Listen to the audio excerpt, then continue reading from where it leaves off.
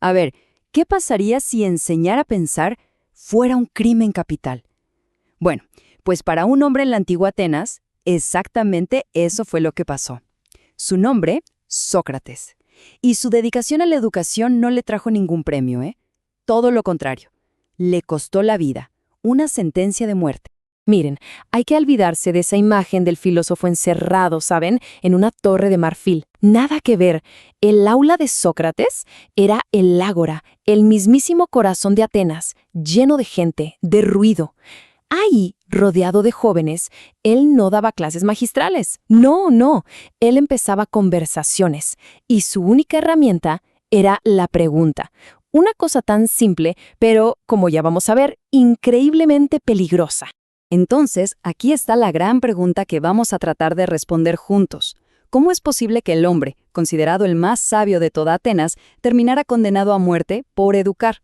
Y ojo, esto no es solo una historia vieja, ¿eh? Es una advertencia, una que sigue muy vigente, sobre ese choque eterno entre el poder y el pensamiento crítico.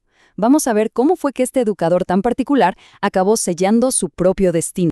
Ok, para entender por qué terminó como terminó, primero tenemos que entender quién era. Y Sócrates, bueno, Sócrates era, en pocas palabras, una contradicción con patas. Un tipo que desafiaba absolutamente todo lo que se esperaba de un maestro en esa época. Aquí lo vemos. Es un personaje que parece sacado de un carnaval, ¿no? Fíjense, las fuentes nos dicen que era ocioso hasta feo, pero al mismo tiempo todos lo aclamaban como el más sabio y justo de Atenas. Era un maestro de la calle, por así decirlo, pero, y aquí viene la paradoja, atraía a los jóvenes más ricos y poderosos de la ciudad.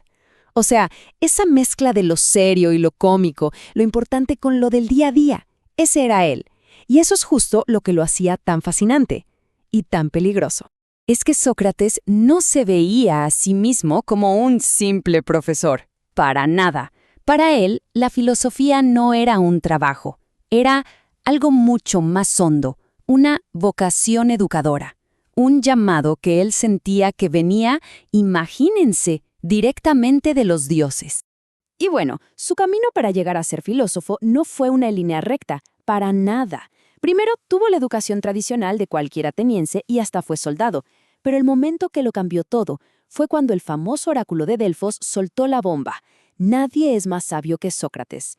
Él se quedó perplejo. ¿Cómo podía ser? Así que se puso una misión, demostrar que el oráculo estaba equivocado. ¿Y qué hizo? Empezó a interrogar a todos los que se creían sabios en Atenas, y el resultado fue increíble. Descubrió que su única sabiduría era saber que no sabía nada. Y a partir de ahí encontró su propósito, ser como un tábano, ese insecto molesto que pica a la ciudad para que despierte y busque la verdad. Y esta frase lo resume todo, ¿no? Considero que no habéis tenido en la ciudad hasta hoy un bien mayor que mi servicio al Dios. O sea, él no se veía como un problemático, ni como un rebelde, se veía como un regalo de los dioses para Atenas. Él estaba convencido de que al obligar a la gente a cuestionarse, los hacía mejores y a la ciudad más justa. Claro, el problema es que no todo el mundo estaba de acuerdo con eso. Bueno, ahora vamos a meternos de lleno en el corazón de su pensamiento, porque para entender por qué su forma de enseñar era tan explosiva, tan revolucionaria, tenemos que captar su idea más radical, esa conexión que para él era total, inseparable entre el conocimiento y la moral. Y aquí está la clave de todo. Para Sócrates, la virtud es conocimiento. ¿Qué quiere decir esto? Pues que si una persona de verdad, sabe lo que es bueno, lo va a hacer. Punto. Nadie elige hacer el mal a propósito. Según él, las malas acciones, piensen en lo que sea, un crimen, una injusticia, no vienen de un corazón malo, sino de una mente ignorante. Una mente que confunde sus propios deseos con lo que es el bien de verdad. Entonces, aquí vemos como que hay dos caminos, ¿no? Por un lado está la persona ignorante, que vive confundida, que anda persiguiendo placeres o poder pensando que eso es el bien. Y claro, termina haciendo cosas injustas. Y por el otro lado está la persona sabia, que usa la razón para alinear lo que quiere con el bien verdadero. Y así vive una vida virtuosa. La consecuencia de todo esto para la educación es gigante. Significa que educar no es solo meter información en la cabeza de alguien. Educar es formar el carácter. El objetivo de Sócrates, entonces, estaba clarísimo. No se trataba de llenar cabezas con datos, se trataba de algo que él llamaba el cuidado del alma. Para eso usaba su famoso método, la mayéutica, que literalmente significa dar a luz. Él se veía como una especie de partero de ideas, ayudando a los demás, a pura pregunta, a que sacaran la verdad que ya tenían adentro. Todo se resumía en ese famoso «conócete a ti mismo». Y de ahí se creaba un puente directo entre la ética de cada uno y cómo actuaba en la ciudad. Y fue justamente esta misión educativa la que lo puso en un camino de choque directo con el poder en Atenas. Porque claro, ser el tábano de la ciudad es un trabajo bastante peligroso. A ver, para entender lo que pasó, hay que entender el momento. Atenas acababa de perder la guerra contra Esparta. Fue una derrota humillante.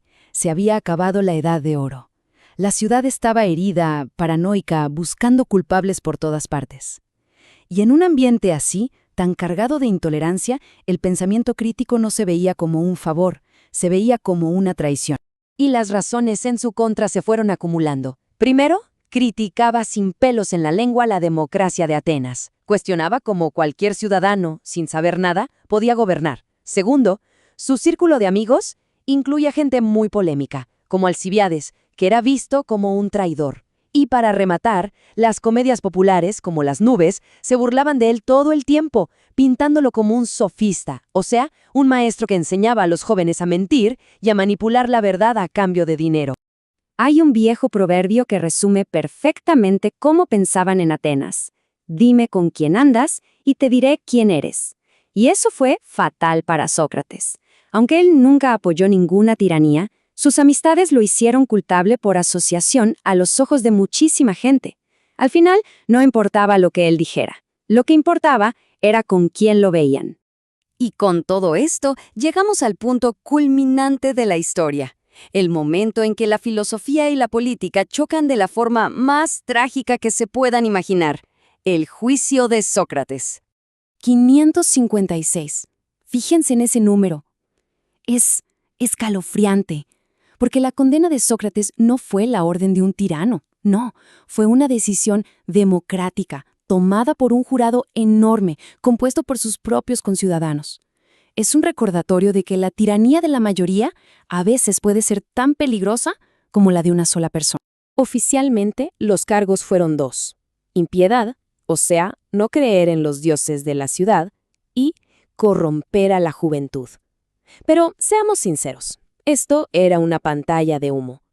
Impiedad era la excusa perfecta para atacar a cualquiera que desafiara el orden establecido. Y corromper a la juventud en realidad quería decir enseñarles a cuestionar la autoridad. Y cuando le dieron la oportunidad de salvarse, ¿saben? De simplemente quedarse callado y ya, la respuesta de Sócrates fue una de las declaraciones de principios más potentes de toda la historia. Él eligió la muerte antes que renunciar a su vocación de educador. Para él, una vida sin cuestionarse, sin filosofía, sencillamente no valía la pena vivirla. Así que al beber la cicuta, Sócrates perdió la vida, sí, pero se aseguró la inmortalidad. Su muerte se convirtió en su lección final, la más grande de todas, y con ella consolidó su lugar como una figura clave no solo en la filosofía, sino en toda la historia de la educación. Hay una frase famosísima de Cicerón que lo resume a la perfección. Hizo bajar la filosofía de los cielos a la tierra. Es que antes de Sócrates, los filósofos se la pasaban hablando de las estrellas, del cosmos, cosas lejanísimas. Pero él la trajo a las calles, a las plazas, y la centró en las preguntas que de verdad importan para la gente. ¿Qué es la justicia? ¿Qué es la virtud? ¿Cómo tenemos que vivir? La convirtió en una herramienta para la vida en comunidad.